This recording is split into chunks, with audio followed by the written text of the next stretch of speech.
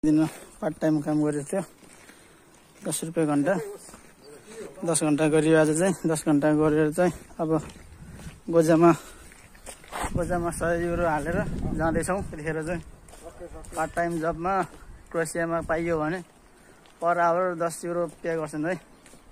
काम गाह्रो छ तर पनि पैसा गोजिमाले चाहिँ विश्वास नलाए खै पैसा देखाइदियो नि तपाईँ विश्वास लाग्दैन भने हेर्नुहोस् है ट्याक्क 50 को दुईटा छ।